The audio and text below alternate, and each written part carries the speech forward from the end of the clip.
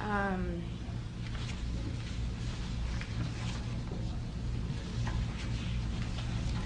Christy Nicola, born July of 1962, rendering me 32 years of age. I was a subject in radiation as well as mind control and drug experiments performed by a man I knew as Dr. Green. My parents were divorced around 1966, and Donald Richard Ebner, my natural father, was involved with Dr. Green in the experiments. I was a subject from 1966 to 1976. Dr. Green performed radiation experiments on me in 1970, focusing on my neck, throat, and chest, 1972 focusing on my chest and my uterus in 1975. Each time I became dizzy, nauseous, and threw up. All these experiments were performed on me in conjunction with mind control techniques and drugs in Tucson, Arizona. Dr. Green was using me mostly as a mind control subject from 1966 to 1973. His objective was to gain control of my mind and train me to be a spy assassin. The first significant memory took place at Kansas City University in 1966. Don Ebner took me there by plane when my mom was out of town.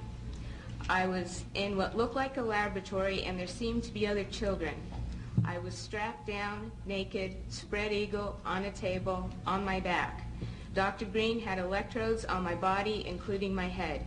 He used what looked like an overhead projector and repeatedly said he was burning different images into my brain while a red light flashed aimed at my forehead. In between each sequence, he used electric shock on my body and told me to go deeper and deeper, while repeating each image would go deeper into my brain, and I would do whatever he told me to do. I felt drugged because he had given me a shot before he started the procedure. When it was over, he gave me another shot. The next thing I remember, I was with my grandparents again in Tucson, Arizona. I was 4 years old. You can see from this experiment that Dr. Green used trauma, drugs, post-hypnotic suggestion, and more trauma in an effort to gain total control of my mind. He used me in radiation experiments both for the purposes of determining the effects of radiation on various parts of my body and to terrorize me as an additional trauma in the mind control experiments. The rest of the experiments took place in Tucson, Arizona, out in the desert. I was taught how to pick locks, be secretive, use my photographic memory, and a technique to withhold information by repeating numbers to myself. Dr. Green moved on to wanting me to kill dolls that looked like real children. I stabbed a doll with a spear once after being severely traumatized, but the next time I refused. He used many pain induction techniques, but as I got older, I resisted more and more. He often tied me down in a cage, which was near his office. Between 1972 and 1976, he and his assistants were sometimes careless and left the cage unlocked. Whenever physically possible, I snuck into his office and found files with reports and memos addressed to CIA and military personnel. Included in these files were project, subproject, subject, and experiment names with some code numbers for radiation and mind control experiments, which I have submitted in your written documentation. I was caught twice, and Dr. Green ruthlessly used electric shock, drugs, spun me on a table, put shots in my stomach, in my back, dislocated my joints, and hypnotic techniques to make me feel crazy and suicidal. Because of my rebellion and growing lack of cooperation, they gave up on me as a spy assassin.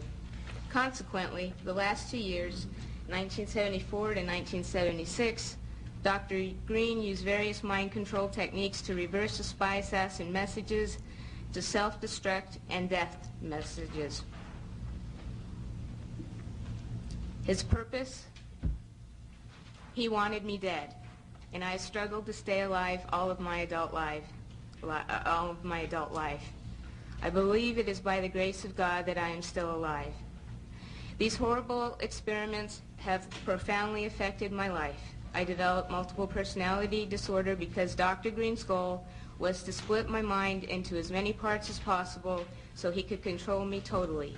He failed, but I've had to endure years of constant physical, mental, and emotional pain, even to this day. I've been in therapy consistently for 12 years, and it wasn't until I found my current therapist 2.5 years ago, who had knowledge of the mind control experiments, that I've finally been able to make real progress and begin to heal. In closing, I ask that you keep in mind that the memories I've described are but a glimpse of the countless others that took place over the 10 years between 1966 and 1976.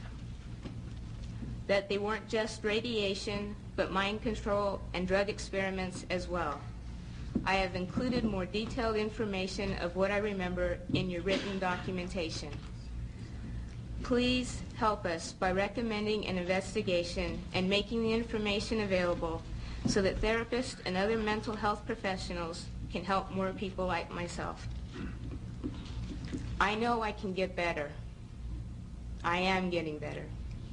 And I know others can too, with the proper help. Please help us in an effort to prevent these heinous acts from continuing in the future. Thank you very much.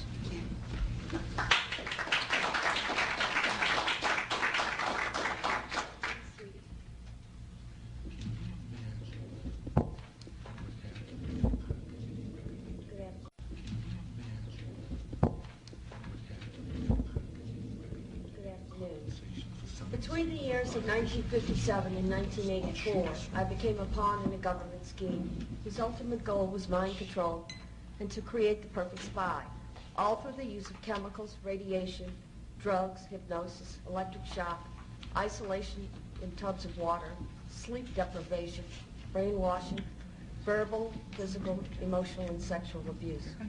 I was exploited unwittingly for nearly 3 decades of my life. And the only explanations given to me were that, quote, the end justifies the means, and, quote, I was serving my country in their bold effort to fight communism. I can only summarize my circumstances by saying they took an already abused 7-year-old child and compounded my suffering beyond belief. The saddest part is, I know for a fact that I was not alone. There were countless other children in my same situation, and there was no one to help us. Until now. I've already submitted as much information as possible, including conversations overheard of the people, agencies responsible. I'm able to report all this to you in such detail because of my photographic memory and the arrogance of the doctors, the arrogance of the people involved. They were certain they would always control my mind. Although the process of recalling these atrocities is not an easy one, nor is it without some danger to myself and my family, I feel the risk is worth taking. Dr. L. Wilson Green, who claimed to have received $50 million from the Edgewood Chemical and Radiology Laboratory as part of the TSD, or Technical Science Division of the CIA, once described to Dr. Charles Brown that, quote, children were used as subjects because they were more fun to work with and cheaper too. They needed lower profile subjects than soldiers or government people, so only young, willing females would do. Besides, he said, I like scaring them. They in the agency think I'm a god, creating subjects and experiments for whatever deviant purposes Sid and James can think up.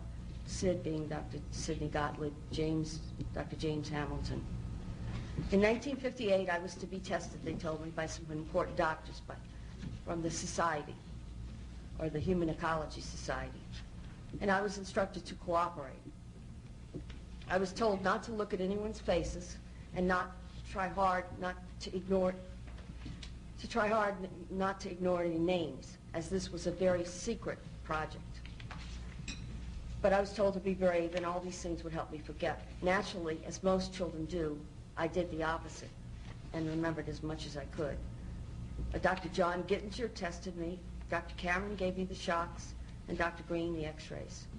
Then I was told by Sid Gottlieb that, quote, I was right for the big A, or meaning artichoke. By the time I left to go home, just like every time from then on, I would remember only whatever explanations Dr. Robert G. Heath of Tulane Medical University gave me for the odd bruises, needle marks, burns on my head, fingers, and even the genital soreness. I had no reason to believe otherwise. They had already begun to control my mind. The next year, I was sent to a lodge in Maryland called Deep Creek Cabins to learn how to sexually please men. I was taught how to coerce them into talking about themselves, and it was Richard Helms, who was deputy director of the CIA, Dr. Gottlieb, Captain George White, Morris Allen, who all planned on filming as many high government agency officials and heads of academic institutions and foundations as possible, so that later when the funding for mind control and radiation started to dwindle, projects would continue. I was used to entrap many unwitting men, including themselves, all with the use of a hidden camera. I was only 9 years old when this sexual humiliation began. I overheard conversations about a part of the agency called ORD, which I found out was Office of Research and Development. It was run by Dr. Green, Dr. Stephen Aldrich, Martin Orne, and Morris Allen. Once a crude remark was made by Dr. Gottlieb about a certain possible leak over New Orleans East involving a large group of retarded children who are being given massive doses of radiation. He asked, why was Wilson so worried about a few retarded kids? After all, they would be the least likely to spill the beans. Another time, I heard Dr. Martin Orne, who was the director then of the scientific office and later the head of the Institute for Experimental Research, state that, quote, in order to keep more funding coming from different sources for radiation and mind control projects, he suggested stepping up the amounts of stressors used and also the blackmail portion of the experiments. He said it needed to be done faster than to get rid of the subjects, or they were asking for us to come back later and haunt them with our remembrances. There's much more I could tell you about government-sponsored research, including project names, sub-project numbers, people involved, facilities used, tests, and other forms of pain induction.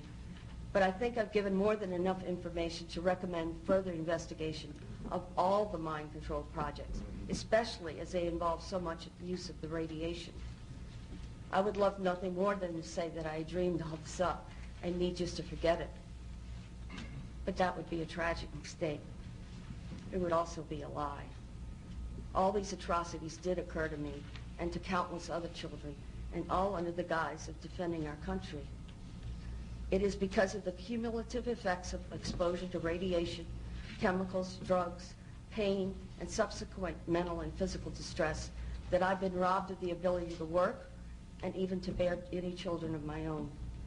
It is blatantly obvious that none of this was needed, nor should it ever have been allowed to take place at all. And the only means we have to seek out the awful truth and bring it to light is by opening whatever files remain on all the projects and through another presidential commission on mind control. I believe that every citizen of this nation has the right to know just what is fact and what is fiction. It is our greatest protection against the possibility of this ever happening again. In conclusion, I can offer you no more than what I've given you today, the truth. And I thank you for your time.